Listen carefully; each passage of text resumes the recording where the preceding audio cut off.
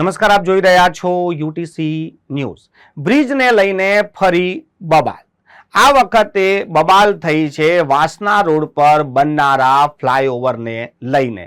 વાસના મનીષા ચોકડીથી વાસના જવાના રસ્તે જે ડીમાર્ટની પાસે જે 4 રસ્તા ક્રોસિંગ આવે છે ત્યાં ફ્લાયઓવર બનાવવાની વાત છે।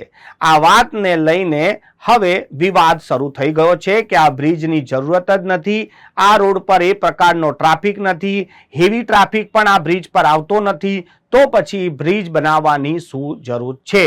આ વાત જ્યારે સમા ખાતે બ્રિજ બનાવવાનો હતો ત્યારે પણ ઉઠી હતી, ખોડિયાલનગર ખાતે જ્યારે બ્રિજ બનાવવાની વાત હતી ત્યારે પણ ઉઠી હતી, પરંતુ આ બ્રિજ બનાવવાનો તૂત કોણ લાવે છે અને કોના કહેવાથી લાવે છે, કોઈને ફાયદો કરાવવા માટે લાવે છે, એ સમજવું ખૂબ જ મુશ્કેલ થઈ ગયું છે। વડોદરા શહેરમાં જ્યારે પણ બ્રિજ બનાવવાની વાત આવે છે ત્યારે વિવાદ સૌથી પહેલો થાય છે, કારણ કે વડોદરા શહેરમાં અત્યાર સુધીમાં જેટલા પણ ફ્લાયઓવર બન્યા હતા એમનો જે હેતુ હતો કે ટ્રાફિક સરળ થશે, પરંતુ ત્યાં ટ્રાફિક વધી જ ગયો છે, અકસ્માતો પણ વધ્યા છે, બ્રિજનો વપરાશ થતો નથી અને કોર્પોરેશન અને રાજ્ય સરકારના કરોડો રૂપિયા ખર્ચાઈ ગયા છે।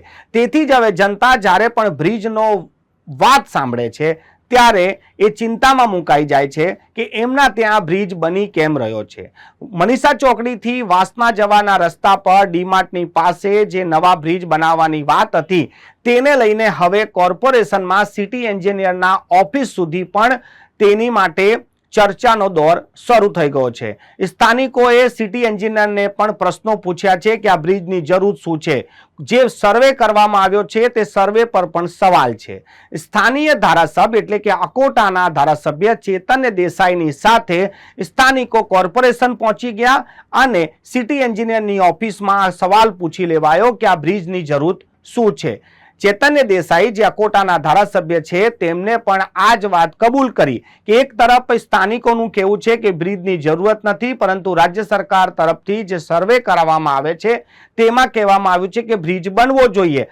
હવે બંને વચ્ચેથી વાત થાય અને વિન વિન પોઝિશન પર કંઈક પણ ફેસલો આવે તેવું ધારાસભ્ય પણ માને છે। ધારાસભ્ય પોતાની સરકારની સામે તો ના પડી શકે, પરંતુ સ્થાનિકોની સાથે જઈને જ્યારે સિટી એન્જિનિયરને મળે છે ત્યારે એક વાત તો સ્પષ્ટ છે કે ધારાસભ્ય ચેતન્ય દેસાઈ પણ માને છે કે આ બ્રિજની જરૂરત નથી, પરંતુ તેમની જ સરકાર છે અને તેમની સરકારના નિર્ણયની સામે તેઓ બોલી શકતા નથી, એ વાત પણ આપણે માની લેવી જોઈએ। પરંતુ સ્થાનિકો ખૂબ જ આક્રોશિત છે, રોષે ભરાયા છે અને તર્ક સાથે પોતાની વાત મૂકી રહ્યા છે।